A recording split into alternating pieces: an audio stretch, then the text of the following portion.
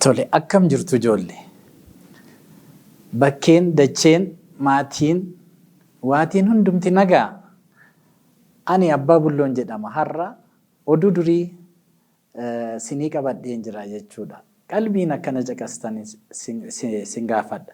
Tole, oduu durii irraa wanta baay'ee baratu. Oduun durii abshaaloomaa, ciminaa, gootummaa, hojiitti jabaa ta'u wanta baay'ee nama barsiisa. Kanaaf kan kana fakkaatan. Kanaaf har'a oduu durii bareedduu tokko sinii qabadheen jira jechuudha. Kanaaf akkana caqastan iddoo jirtan akkana caqastan yeroon sin gaafadhu waa'ee oduu durii faayidaa isaanii beektu miti. Egaa kanaaf oduu durii allaattiitti, bineensatti, wanta adda addaatti qabachuudhaan lafatti qabachuudhaan ergaa ijoolleen daa'imman irraa baratanii borus ittiin fayyadaman sinii dabarsina. Kanaaf amma har'ani ani Abbaan Bulloo oduu bareedduu sinii qabadhee dhiyaadheera. Kanaaf waa'ee qocaa fi waa'ee allaattii. Allaattiin an sinitti immoo joobira. Joobira beektu miti allaattiiwwan keessaa cimaa ol fagoo barrisee jiraachuu danda'u. Waan barbaade qabatee nyaachuu danda'u. Lafarra barrisee ka jiraatu jechuudha. Qocaan immoo bineeldota lafarra yaa'an keessaa tokko. Ishiinis lafarra foqooqxi. Umurii dheeraa immoo qabdi. Haa ta'u malee guyyaa gaaf tokkoo durdur qocaan tokkoo fi joobira tokkotu walitti dhufani. Sana booda qocaan lafa suuta jettee deemti. Utuma deemtuu asii ol yeroo laaltu joobirri barrisee dhufee mukarra bu'e. Ishiin illee asii ol ilaalte. Innis asii gad ishii ilaale. San booddee qocaan asii ol jetteeti eessa barristaa mee oduu sitti si gaafadhu ittiin jette. Innis mee maal jetteree natti dubbadhu kaa jedheeni jennaan akkamii maaluma seeta ati kan addunyaa kanarra barristu iddoo barbaadde kan geessu maaluma seetaa ittiin jette.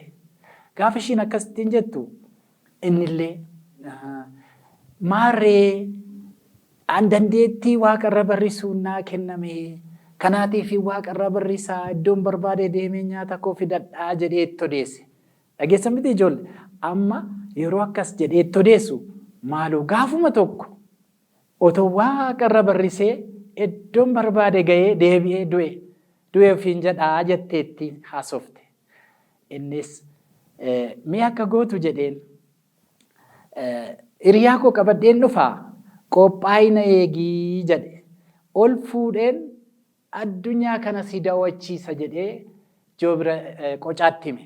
Qocaanis gammaddee baay'ee bohaarte har'a addunyaan daawwadha jette. Yommuu akkana jettu joobirri deebi'ee dhaqee hiriyaasaa fidatee dhufe. Qocaa bira qubatani. Achii booda yaa qocaa akka gootu suuta jedhii qophaa'i amma hidda fidannee dhufneerra. Hidda kana gamaa gamanaan hiriyaa koo wajjin qabadheen ol si fuunee baana. Ati immoo ilkaaniin ciniinii jedheetti hime. Ishiinis tole jettee gammadde. Sana booda joobiroonni lamaan asiif asiin hidda qabatani. Qocaan immoo gidduu afaan isheetiin hidda ciniinte. Suuta jedhanii yeroo isaan asiif asiin fuudhanii ka'an qocaan ni gammadde. Ni gammadde. Joobiroonni ni barrisu, oluma fuudhanii baay'ee fagoo ishee deemsisanii, bosona daawwachiisanii, magaalaa daawwachiisanii, biyya adda addaa ishee daawwachiisanii.